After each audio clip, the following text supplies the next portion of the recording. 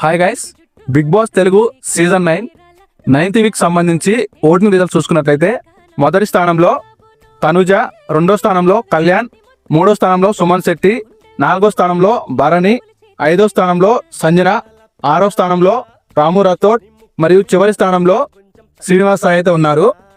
ఈ వీక్ ఇంటి నుంచి ఎవరు ఎలిమినేట్ అవుతారు అనుకుంటున్నారో మీరైతే కామెంట్ చేయండి. నేనైతే రాము రాథోడ్ లేదా సాయి శ్రీనివాస్ లో ఎవరో ఒకరైతే ఎలిమినేట్ అవుతారు అనుకుంటున్నాను.